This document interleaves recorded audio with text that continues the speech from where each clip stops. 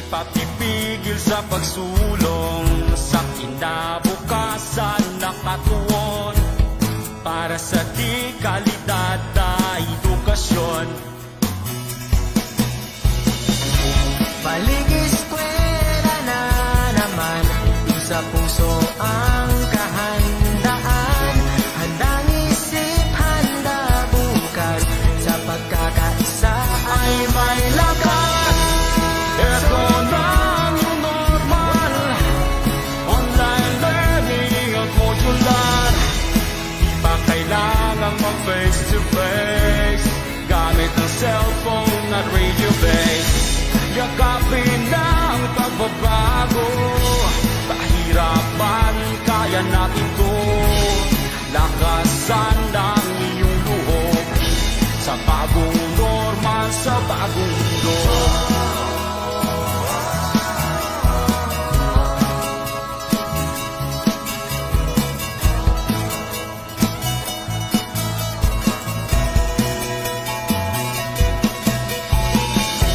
Muslim, Kristiyano, katutubo, isang hanggarin saan patungo. Ipagpatuloy pag-aaral mo, tagumpay ay naghihintay sa'yo. Balik eskwela na naman, sa puso ang kahandaan. Handang isip, handa bukas, sa pagkakaisa ay may lakas. Ito na ang new normal, online learning at modular. Di pa kailangang mag-face to face, gamit ang cellphone at radio base. Yakapin ang pagbabago, pahirapan, kaya natin to. Lakasan ng inyong loob, sa bagong normal, sa bagong Isang mundo. alang-alang natin ang ating kaligtasan, sa bawat oras at panahon, magpakailanman. Hangat palagi ng ating paaralan ang matuto, gayon din maging ligtas ang kabataan. Tayo ay magkaisa, halina't sama-sama, kasali lahat, kasama lahat, para sa lahat. Pilipinas, maghanda ka na, balik eskwela na, tara. Tayong lahat sabay-sabay, Pagkakaisa ay may lakas. Ito na ang new normal, online learning at modular. Di pa kailangang mag-face to face, gamit ang cellphone at radio base. Yakapin ang pagbabago, pahirapan, kaya natin to. Lakasan ng iyong loob, sa bagong normal, sa bagong mundo. Sa bagong normal, sa bagong mundo. Sa bagong normal, sa bagong mundo.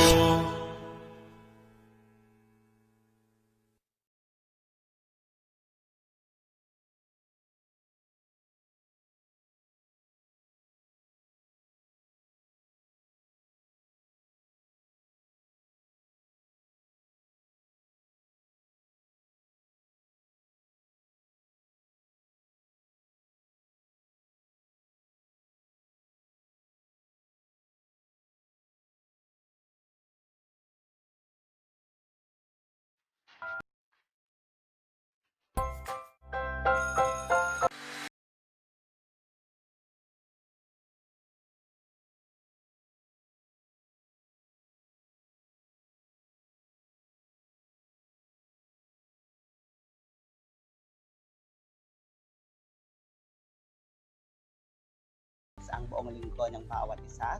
Welcome to the another episode of Canva Webinar Series for Teachers. Magkakasama po tayong muli sa loob ng isang oras kasama ang ating partners from Canva.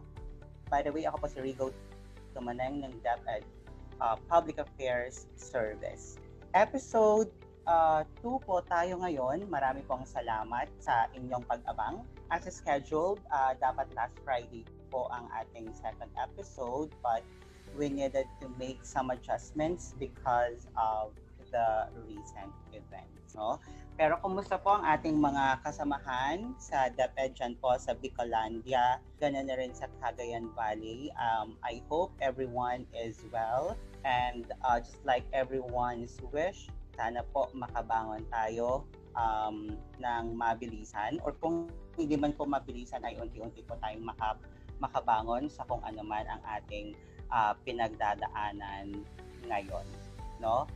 Just like what we mentioned from the previous episode of our webinar series, it was actually a colorful discussion, and our wish would be as colorful as the Canva designs ang mangyayari po sa atin the following days. Nung nakaraang episode, we have discussed Canva for education and basic Canva, where it was discussed different tips, a mix and match, and the basic designs. But for tonight, we are going to know more how are we going to design educational content para po mas interactive ang ating mga learning materials for our learners. We have two representatives or speakers from Canva. But before we proceed, I'd like also to greet all our viewers sa ating DepEd Philippines, and I believe this is also cross-post po tayo, no, sa Canva page. So we also have our customer happiness team who will be answering all your questions as our presenters will discuss different tips tonight. Yung members po ng Canva ay magiging interactive po sa ating comment section, so you can post your questions or comments. Feel Good Friday ang hashtag, gaya nga na sinasabi ko last episode, but we will make sure as well that this will be another productive Friday night. Our first speaker is Mark Cancino. He is the Canva's Human Resources Business Partner for Design. He specializes in talent, leadership, organization development, and learning and development in private, academe, and corporate university settings.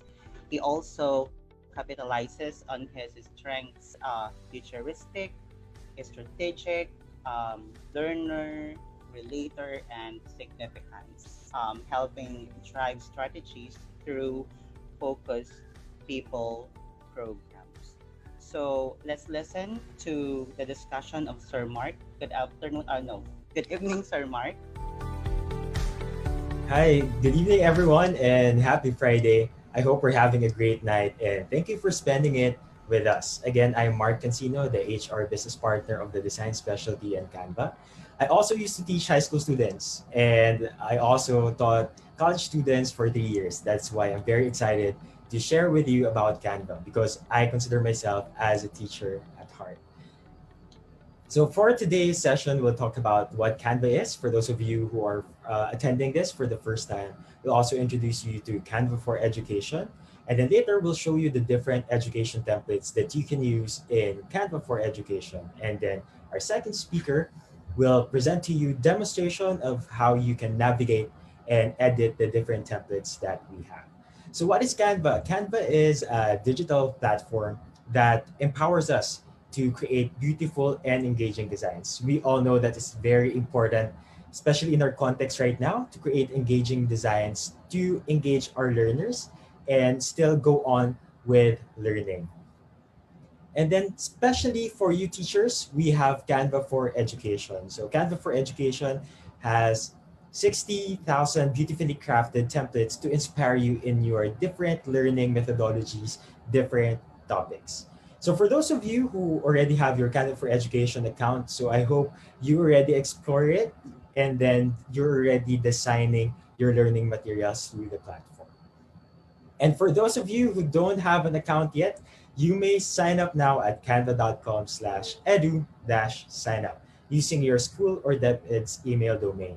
For those of you who don't have school or DepEd's domain, don't worry, you can still sign up for Canva for Education through this link, bit.ly/canvaph-education. eduk. And then our team will assess your application and then verify, and then we'll inform you of your account. And then if you want to learn more about Canva for Education, learn from best practices of teachers, see how other educational institutions have used Canva, you might want to join our exclusive teachers community at Canva for Filipino Teachers. And then, like what I mentioned in our context right now, where we are in a remote setting, distance learning, it's very important that we ensure that we have engaging templates. So you may visit this website, canva.com/education/distance education slash. So when you click on it, it will bring you to this platform. So you can see here, distance education with Canva. And I'll introduce to you, I know you're very excited to know what's in it for you. We have the following templates that you may use. First is fact sheets. For example, you're a teacher of English and then you want to have like a cheat sheet or summary page explaining the difference between fiction or nonfiction. So there's a ready-made template for you here. For example, you are in the science department, you want to talk about the effects of global warming. You may also use this fact sheets. It's like your infographic when you want to share summary or information, details, data, so that your students will be better informed of the topic. We also have planner.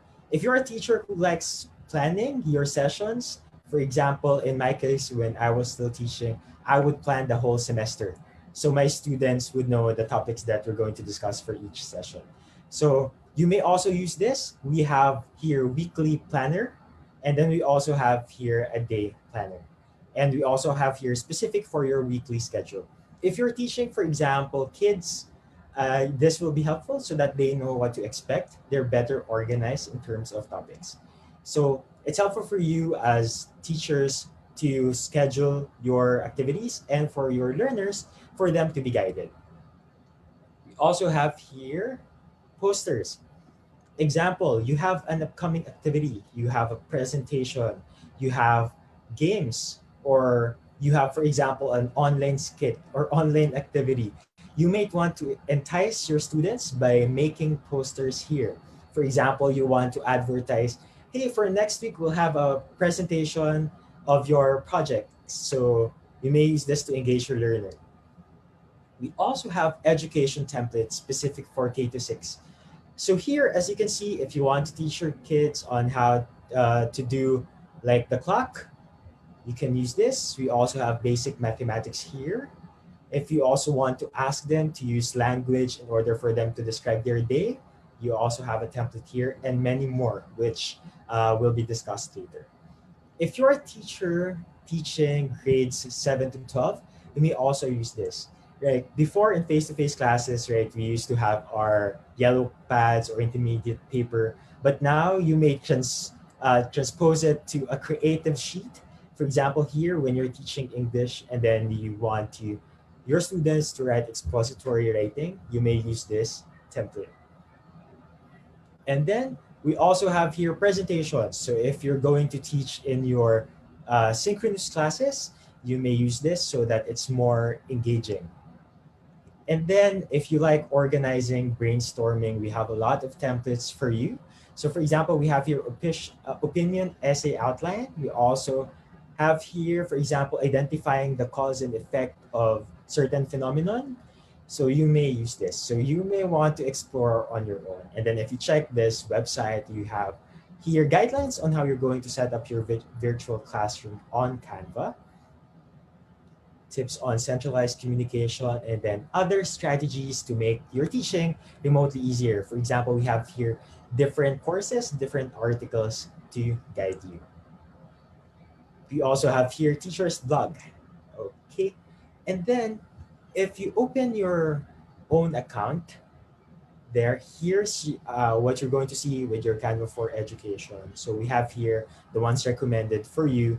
We also have here the tab for all your designs. For example, you're teaching a lot of classes for easy reference. And then here for those templates you have just designed recently. Here as well, for example, you're in a group of teachers teaching the same subjects and then you want to share your materials. You may see those shared templates with you. You may also check this classwork. If you ask your students to submit a particular requirement, you may see those requirements here. And then blanket all your folders and then trash. So I already explained to you here the different types of templates, right? So for this, it may address different types of subject. So we have here templates for English, mathematics, science, and other subjects for also customized to different types of learners.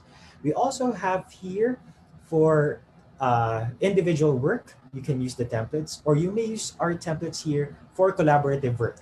And then we also have here different templates that you may use for online teaching, or if you're teaching kids, their parents can print it for you. We have templates in black and white format so that you can save on ink.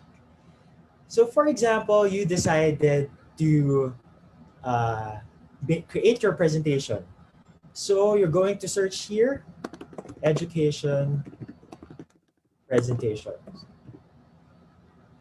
There. And then if you click this, it will bring you to our library of different education presentations. See?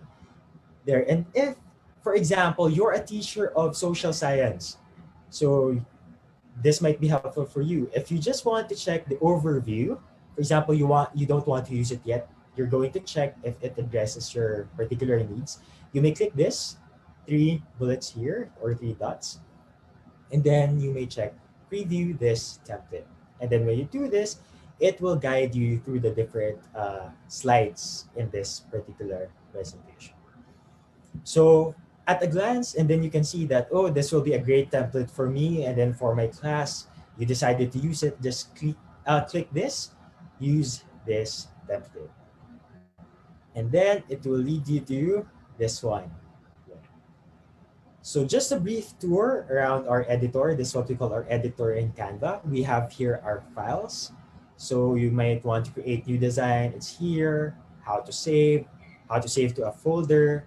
And then because here you can create your comments. For example, you are 2 teachers working on the same presentation. You might want to give your comments here. And then once solved, you can see this here. And then the version history, if you're going to make a copy so that other people can edit it without them editing directly the original file. And then of course here the download. We also have here the view button. This is our scrolling view, as you can see. Okay, and then we also have here the thumbnail view. Looks like this one. And then we also have here the grid view so that you can see at a glance all the slides. So and you also have the capability to do resizing. So you may resize it to the size of video, if you're going to upload it to a Facebook post, poster, and many more options to choose from. And then here at your left side, you can search here the templates. For example, suddenly you change your mind, you want to learn more of use a template that's specific for English, you may type it here. And then here is where, for example, you have your own photos or images. You might want to upload here. Just drag here or use this button, upload here. Upload from your device, from your laptop, from Facebook, Google Drive, Instagram, or Dropbox. So we're also integrated with these platforms. You may also upload videos so that your presentations will be more engaging. Or if you want audio, again, just upload here and you can see it here. We also have a library of photos. Example, you might want to share about teamwork. So if you click here, it will show you all the photos related to that. Or if you're a teacher, for example, educating about disasters. So these are the different images to choose from. And if you want to be more creative, you may use this one, the elements, and then you can see here the lines, shapes, frames, stickers, charts, grids, and many more. So really a lot of materials here in the Canva platform. You might also want to check the text. Here, you can easily click the add the heading. So as you can see, it's already in bold and big font, and then subheading and a little body of text. If you want to combine different types of text, here are different suggestions so that you don't have to check, oh, bagay ba tong font na to dito sa font na to. So we have suggestions here. Again, a lot of materials. And then music, videos, you may also change the background of your presentation, and then you may check your folder here. And then we have more options. So you can explore it during your free time. So it's very exciting, right? There are a lot of elements in the platform. And then here, if you're done with the template, you may click here, share. So just type the email and it will be shared to the person you want to share it to. And then we also have here the download button. If you want to download it using PNG, you may use this or JPEG. Or if you want it to be in the PDF, we also have an option here. If you want a type of format that is when you zoom it, it wouldn't look like it's pixelized. You may choose SVG, or if it has effects and videos, you may use this. And then of course, GIF. There. So just a tour with this particular template. So if you use this template, here's of course the title page. Just remove the teacher and then change it with your name. If it's a specific topic, feel free to change the label. And then here, of course, as teachers, we want to have a check-in session at the start of your class or a motivational activity. So here, hi students, how is everyone doing? And here, actually, before your lesson, you might want to ask them to prepare ahead or send them a pre-work. You may use this, and then, for example, you just want to show this slide. Just click here, download, and then, for example, PNG. And then just click here, page 3, so that it will be the only one downloaded, and then send it to your students. Okay. This particular template also has this, the class rules and objectives, or house rules, and then introduction of the lesson for today, the concepts, definitions, or even the objectives for your class. And then here, you might want to use your examples or illustrations. Feel free to edit here. And then the seat worksheet, for example, and later there are a lot more worksheet templates for you to be shared by Thea, our next speaker. And then activities here, supplemental videos. So actually, the point here is it's already complete with everything that you need in your class. And if you want to check more, the last 2 slides here give you icons that you may use in your slides. There, that's for the introduction. I hope that you were able to navigate through this platform, the distance education for Canva. And then also here, when you open your account, and then when you click the particular editor. So the next session will be more exciting because our next speaker will explain to you, will perform a demonstration on the different templates that you may use. So thanks everyone. If you have any questions, feel free to chat in.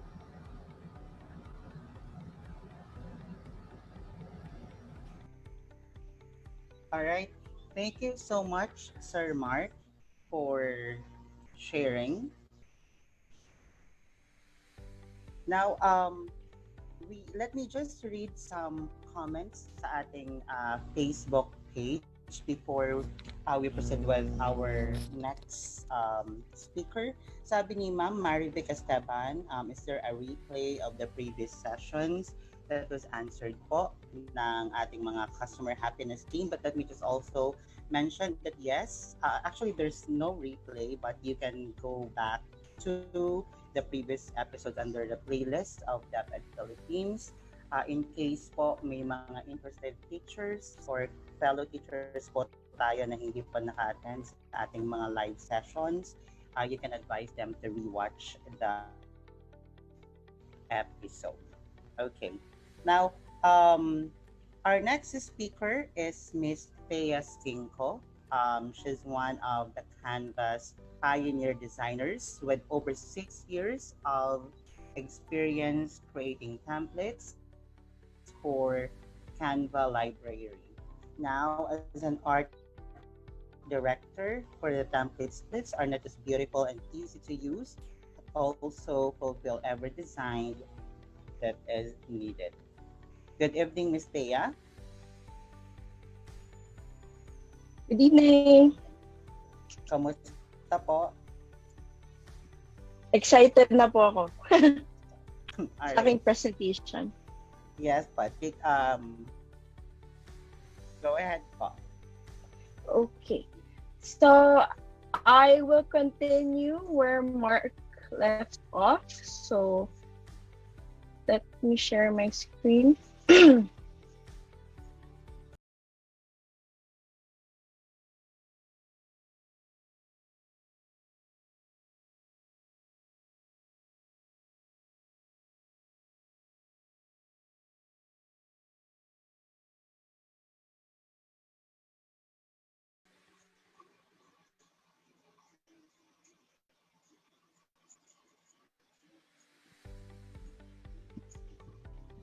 Okay.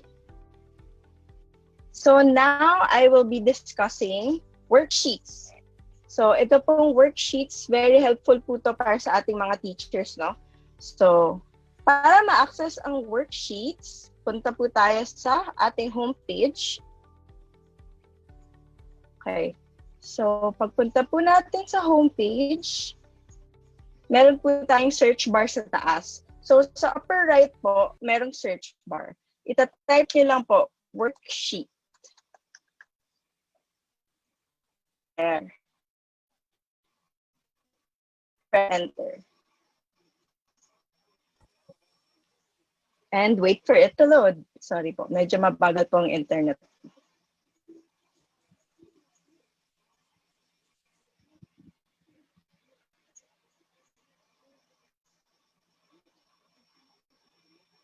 Okay. So pag-load po ng ating worksheet, makikita po natin yung iba't ibang klase. So meron po tayong dalawang kinds ng worksheet. Meron tayong printable worksheet and meron tayong digital worksheet. So test po muna natin ang ating print worksheet. So papakita ko po sa inyo ang isang example. So para po makasave ng ink, dahil magpiprint po tayo ng madaming-madami, meron po tayo mga versions na black and white. So ngayon kung medyo gusto nyo po dadagan ng meron tayong version, meron tayong step na merong onting color for you. And then merong mas colorful na mga options. So meron din po tayong mas maraming templates sa object panel. So, ang object panel po, makikita po natin yan sa kaliwa or sa left part ng editor. So, pwede po kayo dyan tumingin kung gusto nyo palitan yung template ninyo. Okay. Okay. So, ang digital worksheet naman po, pwede po siya, kung meron pong Canva account yung mga students ninyo, pwede nyo lang i-link sa kanila tong activity na to. And then, pwede nilang i-add yung answers nila directly on the sheet using Canva. So, ito po. Isa siyang get after sheet. So, what you can do as a teacher, yun lang po yung link. And then, yeah, they can type in kung ano may answer nila dito sa ating mga text box. Okay. So, ay gusto ko rin po pala i-share na meron pong collaboration yung Canva with Care Bears. So kung interested po kayo, meron din po kaming Care Bears templates, Care Bears digital worksheets po. So like for this activity, madali lang naman siya. Idadrag mo lang yung vowel dun sa space. So ayan. So, yan. Meron po tayong templates for younger kids. Please check that out. So, punta lang po kayo sa home and then type worksheet. And makikita niyo na po yung iba't ibang uri ng ating worksheet. So, ipakita to. So, particular worksheet na to, pwede siyang printable, pero pwede din siyang digital. Kasi kapag sinend mo yung link sa students ninyo, pwede nyo na pupalitan yung colors on the worksheet mismo. So, sabi dito, lahat ng square gawing green. So, pwede nyo i-select lahat ng squares and make it green. And lahat ng triangles, make it orange. So, ayun po. So, it works both for digital and for printable. I also want to teach you yung aming writing lines. So, for example, mas marami pa po kayong ilalagay. Pwede bang i-adjust yung writing line. So, hindi kailangan i-align. So, hindi na i-add siya isa-isa. You can just drag ito and mag-extend na siya. So, kunwari, gusto mag-take ng isa pang question. Just copy that and paste it here. Tapos, palitan nyo lang po. Type nyo lang po whatever you want. So, para po mahanap yung writing lines, ganito po ang gagawin natin. So, pupunta po tayo dito sa Elements tab. So, ito po siya. Ayan. Tapos, itatype natin ang writing lines. Pero, very important na yung writing lines po ay merong quotation marks. So, para siya ay lumabas.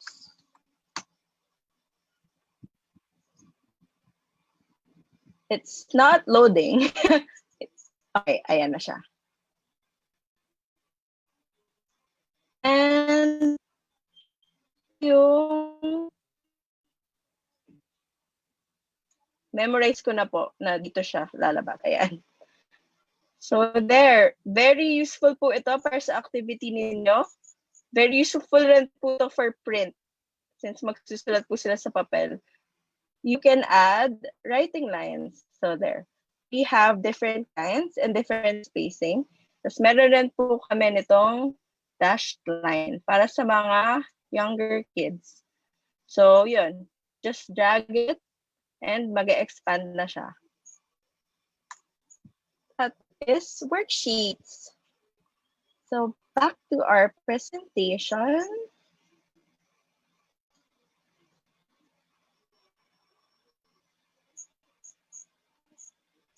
Present.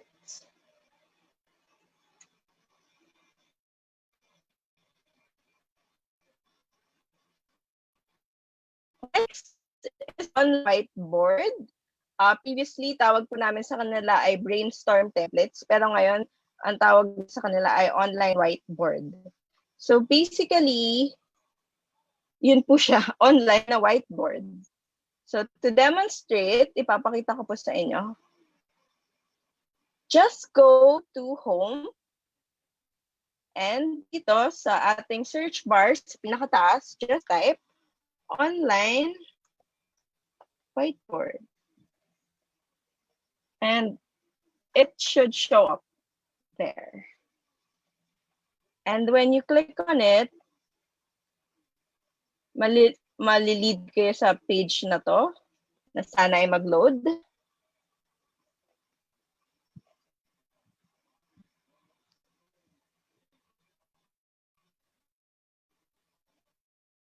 Yan. So, tingnan niya yung iba't ibang uri ng aming online whiteboard. So, basically, ang main purpose po ng online whiteboard is maging collaborative. Since online na po yung mga classes ngayon, medyo mahirap po mag-group work or mag-collaborate yung mga students. So, what you can do is gamitin po natin tong online whiteboard. So, I want to show you some examples of our template. So, I think ito, magagamit niyo talaga to for your class. So, we have this group birthday card. Na I think niload ko na yan. Here, so we have a group birthday card over here. So, what you can do is personalize nyo lang. So, happy birthday, let's say Charlie. Happy birthday, Charlie. Yan. So, para yung very easy to customize. So, ang gagawin ninyo is isa-send nyo lang yung links sa classmates ni Chardy and then pwede na nila input yung messages nila like, Happy birthday from Mark. So, ganyan siya kadali. Pwede nyo rin siya i-customize. So, let's say, hindi bet ni Chardy tong color na to. Ang alam mo, ang favorite ni Chardy is, let's say, blue. So, you can change the color to blue. Yan. Tapos, let's say, ano ba, mahilig si Chardy sa sa dogs. Lagay tayo ng illustration of a dog. Ayan, di ba? So, you can add. So, pwede mo na i-personalize according to kung kanino ibibigay card. And you can add if Chardy. So, yeah. That is an example of our birthday group card from our online whiteboard templates. We also have this storyboard template. So, okay to for activities for school. Let's wait for it to load. Ayan. So, this is very easy to use kasi, so, itong first page, usually yung mga first page, it shows you how to use the template. So, ito is an example of how you can use it. And then yung second page is a blank page na your student can use. And then the third page is yung iba't ibang elements na magamit for your storyboard. So let's say gusto mo gumawa ng tao. So you want someone na ganito yung head, yung na-mix. Yan, a character na ganyan siya. So i-drag mo lang yung head niya dyan. Ayan. And just pick yung body niya. Let's say ito. Yung character mo, yung story mo is about a girl who went shopping. Ay, hindi bagay. Wait, let's choose another one. Ito. Ayan. So, you just combine the elements to create your storyboard. Yan. It's very collaborative and I feel like may enjoy ito ng ating students. So that is online whiteboard. Our next type percent na lang. Oh, also a helpful tip is you can leave comments on the template.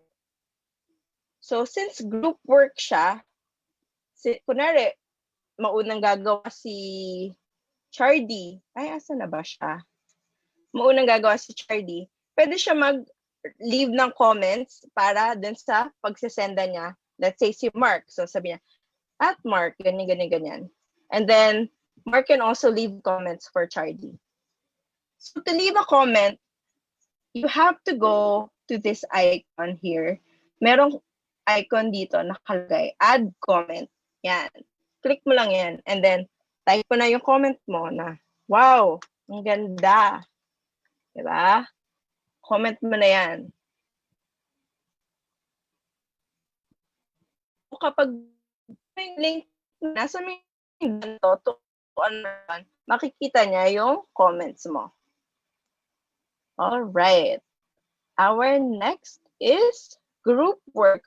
So group work is a very new category. It's a very new doc type. And I want to show you how it works. So go to your search bar.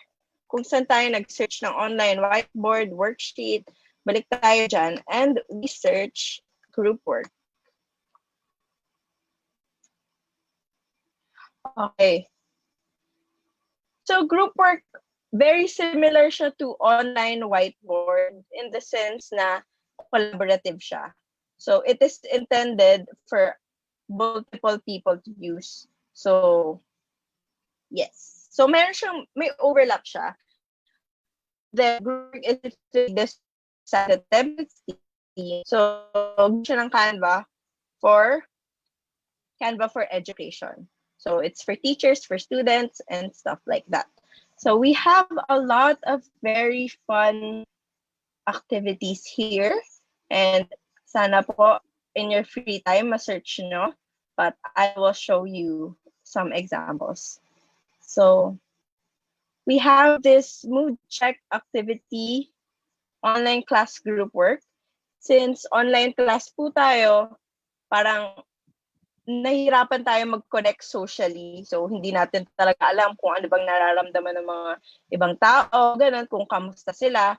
So, what you can do is you can send this to your class and then pwede nila lagyan name nila. Let's say, Thea. And then i-place ko yung kung saang emotion. Kaya ako ilagay.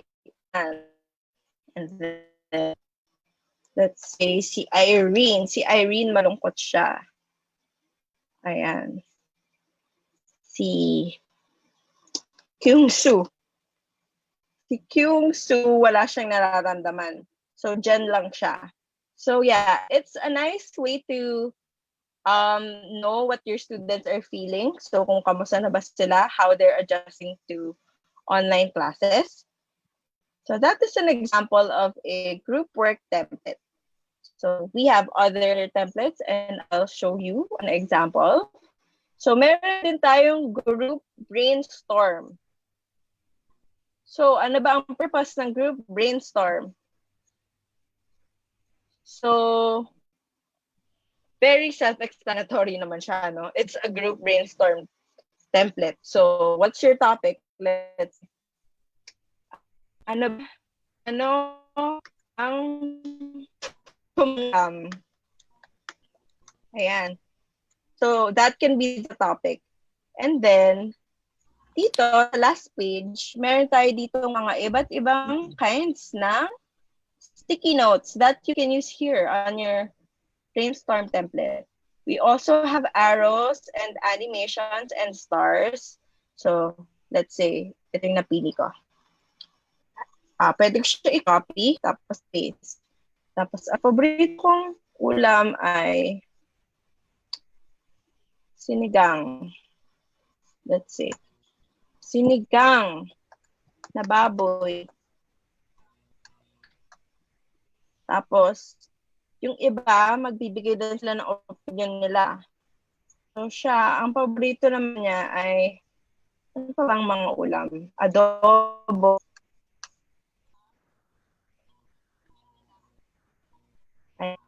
Let's say, na-fill na natin tong page.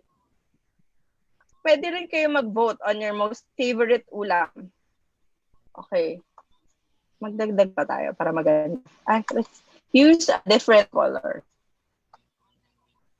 Ano ba? Lumpia.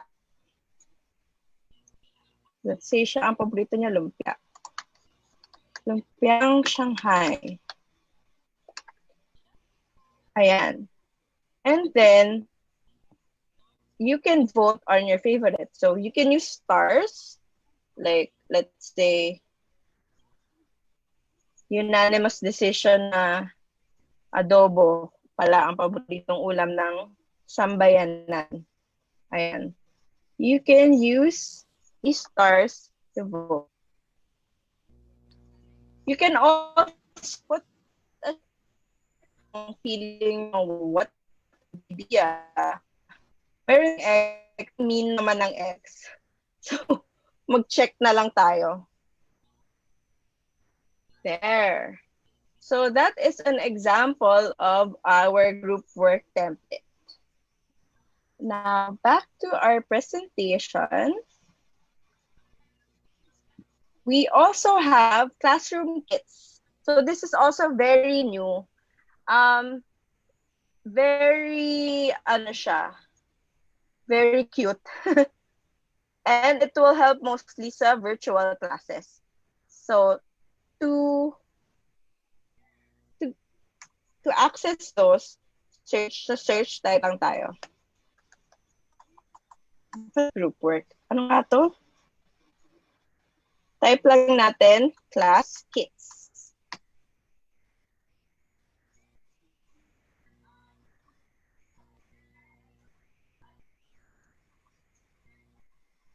Hello everyone. Mag-shout out ako sa comments habang naglo-load. Hello to Nasi Elementary School, Rosario, Batangas.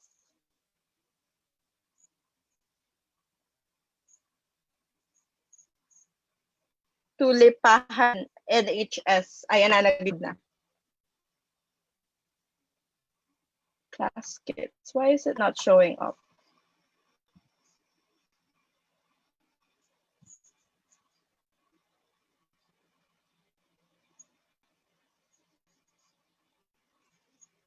It's supposed to be classroom kits. I'm sorry. Ang itatype po natin dapat ay classroom kits. There. So, yung classroom kits, lang nila. So, if siya, but then they have the same theme. So, as you can see, ayan po sila. So, yung Zoom background ko ngayon is from the classroom kits. I want to show you yung iba't ibang laman. So, one kit contains one lesson plan. So, let's click on the lesson plan. And yung lesson plan comes in two different versions. You have a printable version and a colored version. So, meron tayong tipid sa ink version and mayaman sa ink version. Let's wait for it to load. Ayan. So you have two versions of the lesson plan. So I think this is very helpful for you. Also, we have a printable version and it can be digital or you can also print it. Pero parang ubos ink nyo. So if you want to print something, the printable version is the best way to go. Ayan. So you also have a lesson plan calendar, which you can use for your class. Sorry. It also has a Google class header.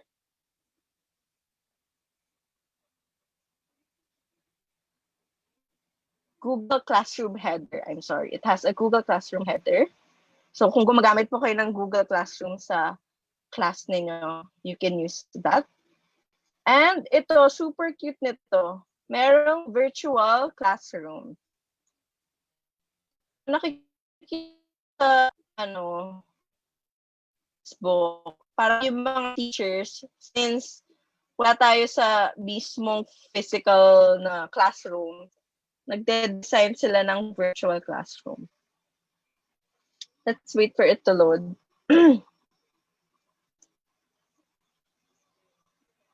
Mag-shout out ulit ako. Ay, ayan na, nag-load na.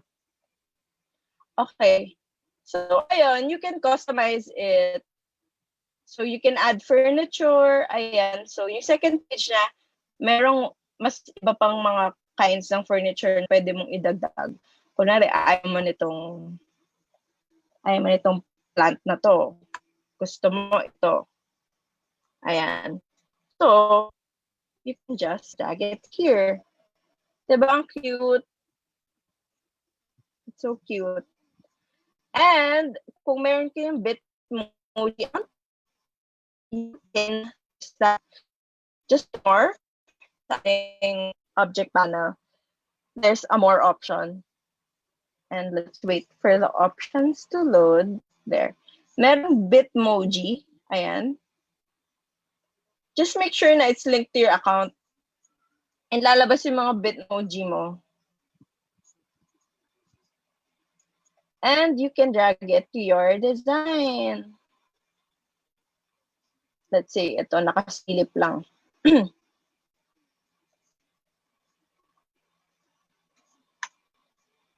Diba?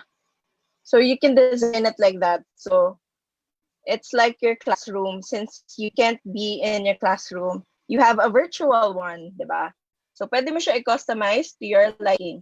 And then, ayan, edit mo yung agenda, edit mo yung day, kung may pa-quotes ka, ilagay mo dyan. So, that's virtual. Back to our presentation. So, yeah, here, the classroom kits contain a blank lesson plan, a lesson plan calendar, virtual classroom, Google Classroom header, and a Zoom virtual background.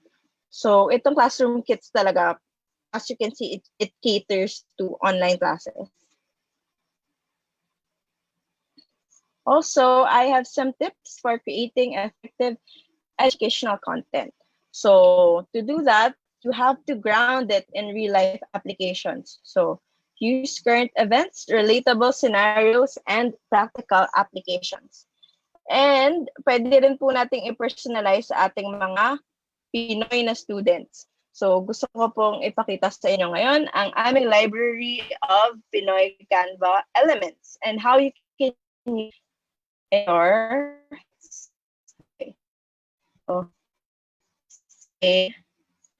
okay, ginawa ko na rin to sa previous workshop. But I will show you again.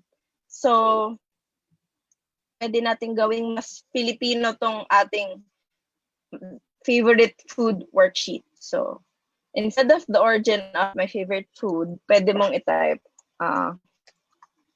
ang aking paboritong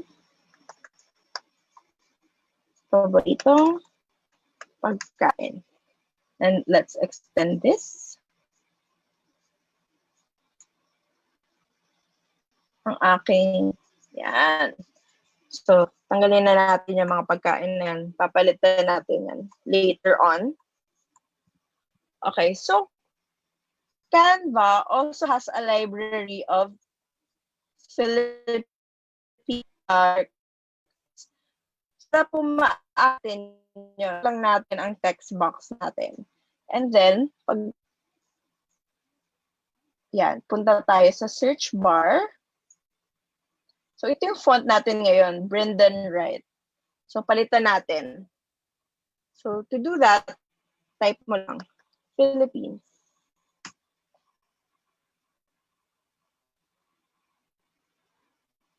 And it will load.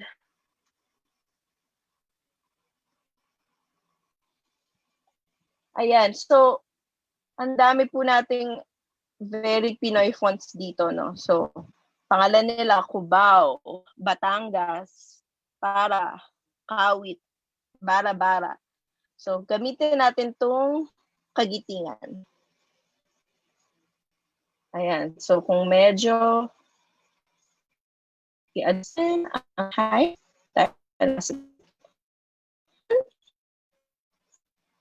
and itong ating instructions, no, pwede na natin palitan yan into Tagalog kung gusto niyo.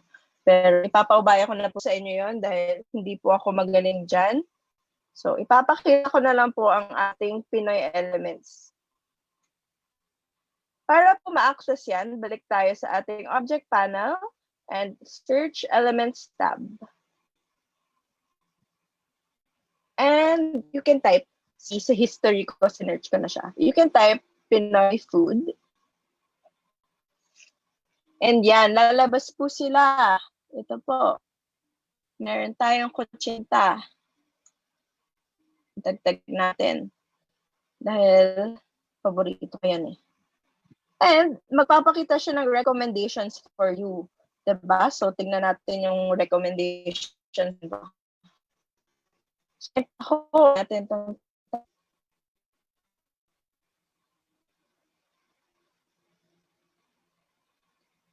yan. Add natin itong taho.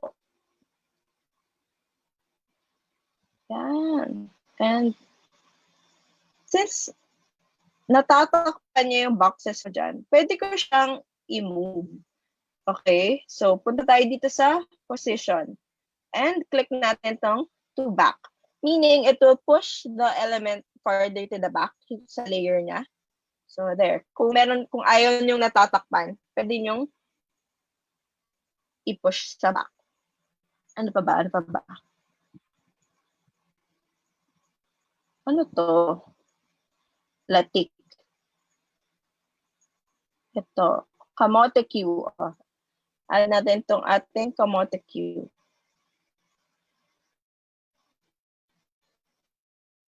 And dito, ano pa to? Bizcocho.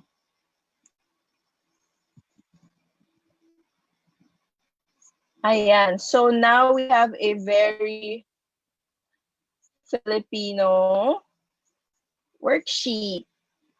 Pwede rin po natin palitan yung colors, no? Let's see ito. Ay, hindi bagay.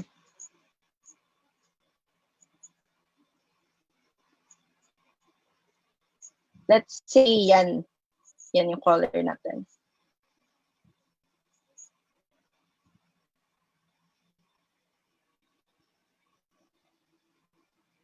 Medyo yan. Tapos, i-tweak nyo na lang siya to your liking. Parang masyado siyang brown.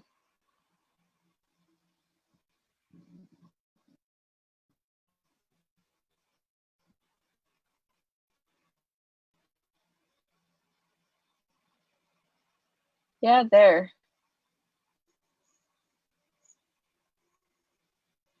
I hope it loads.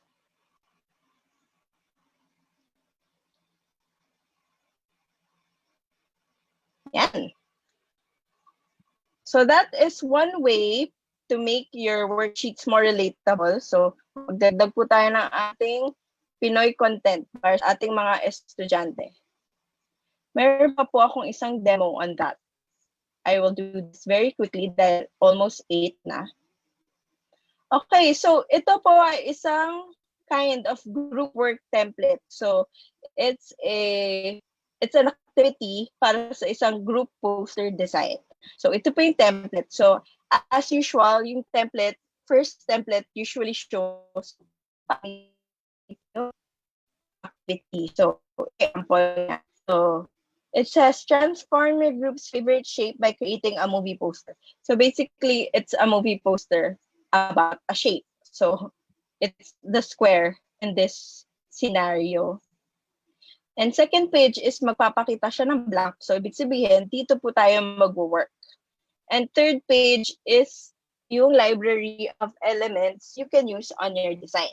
So I made that Filipino over here. So meron tayong group poster making contest. Kasi alam ko po sa mga school, mahilig po talaga tayo dyan sa mga poster making contest na yan. So now it can be a collaborative group work you can do online. And yung second page nyo, you can add Filipino elements. So, di ba dito, very generic siya. And movie theme, movie po na.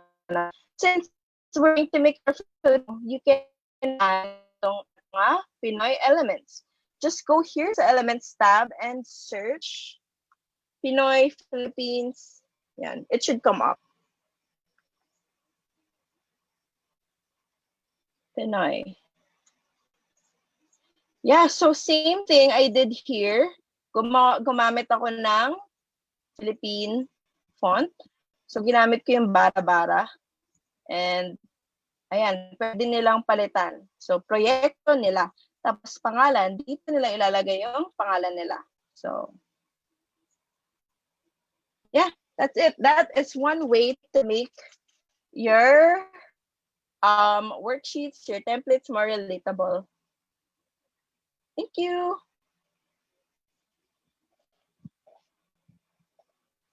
Back to you, Sir. All right. Right. Okay. Thank you so much, Miss Thea, for sharing your expertise.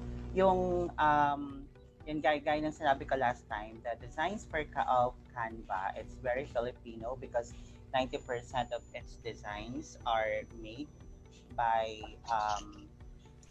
Filipino graphic artists. That includes Miss Thea and Sir Mark. But before we end po pala ang episode natin, I just want to read some comments. Sabi ni Ma'am Marivic, nabasa ko na pala to. Sabi ni Sir J.R. Angeles, Ginagamit na raw talaga niya ang Canva. I think Sir JR is a math teacher.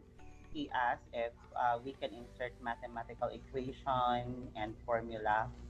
Since andito po si na Sir Mark, actually the customer happiness team, they actually acknowledge the idea and the suggestion. So siguro Sir Mark, sa next month or sa mga susunod na araw, masama na natin sa design, no? Yung pag-insert ng equation and formulas for math. Sir Mark?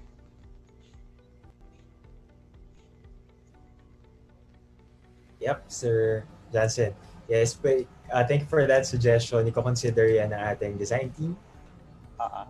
Okay. Yeah.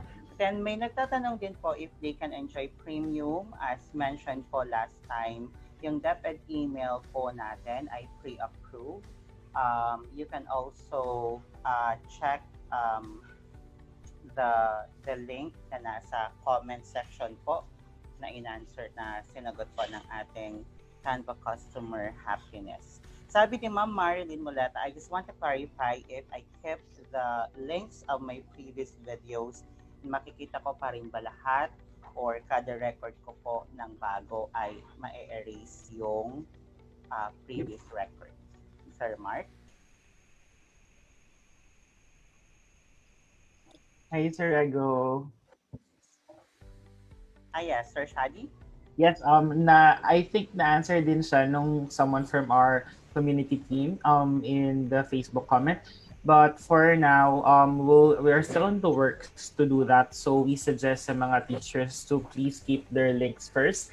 Tapos update namin kayo kapag meron na tayong panibagong update sa platform. So feel free to follow us on our social media pages in Facebook, Instagram, Twitter. Kasi usually doon kami nag-release ng mga updates dun sa platform natin.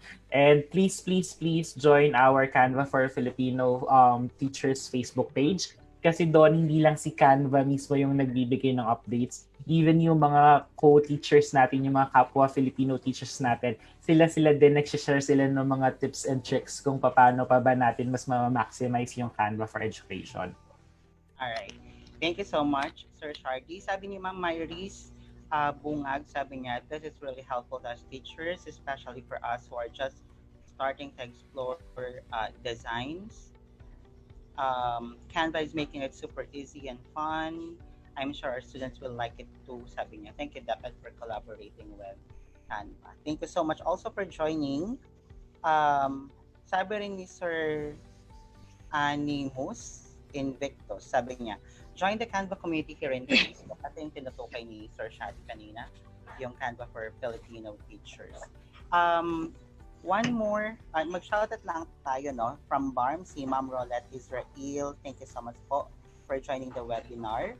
From SDO Rizal, si Ma'am Regina Amora, si Ma'am Carol Ofrayo ng Camarines Norte, si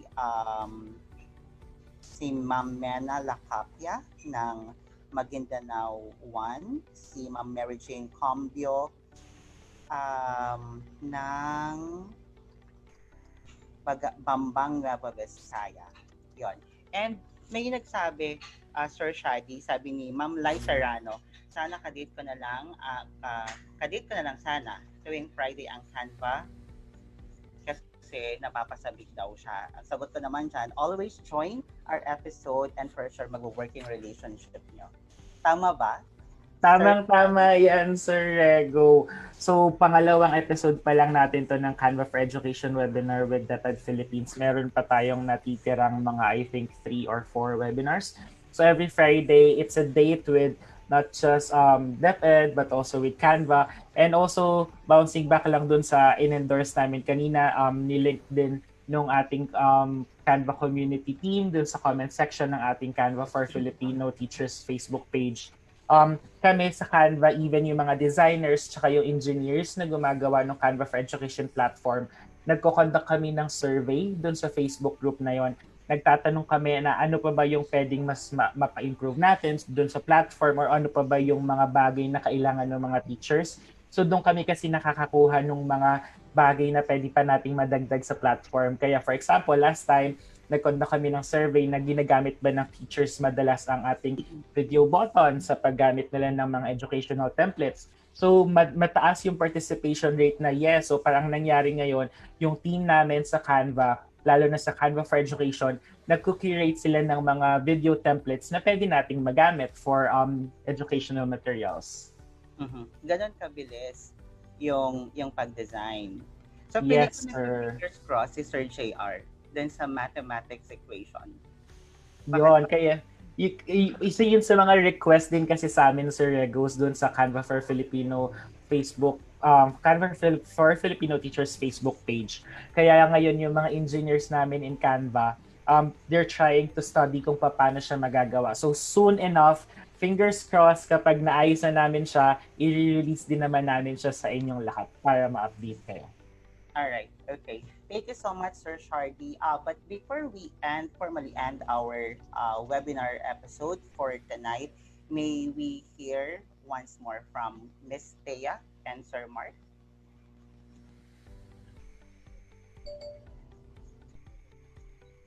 Mark can go first.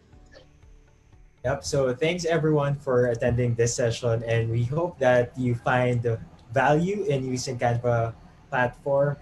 Sad to say lang, hindi ko siya nagamit before nung nagtuturo pa ako, pero ngayon nakita ko super powerful talaga ng platform. So let's maximize it.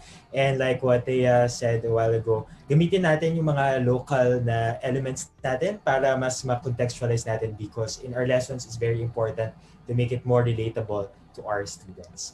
So thank you, and see you sa mga next webinars natin. All right. Miss Thea?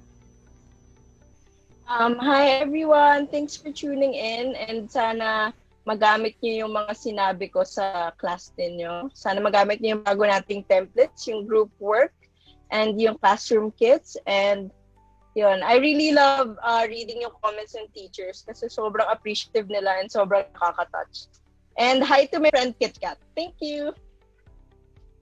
All right. Thank you so much, Miss Thea and Sir Mark, for sharing your expertise. As I mentioned earlier, thank you so much, Sir Shardy, for joining us also, and to the rest of Canva team who are na very active po sa comment section. You can always visit Canva for Filipino Teachers. As mentioned by Sir Shardy, hindi lang po yung mga sa team nila ang sumasagot, because even the teachers, they also share tips and siguro yung experience nila that would really inspire everyone to be a better designer, no? Kasi nga yung lagi kong sinasabi, which was mentioned by Canva before, is their goal is to make everyone a designer. All right. So, once again, ako po si Rigo Tumaneng. Until next Friday for another episode of webinar series Canva webinar series for teachers.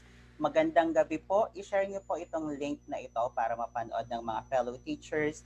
And you can always rewatch previous episodes of our webinar. Magandang gabi po sa inyo.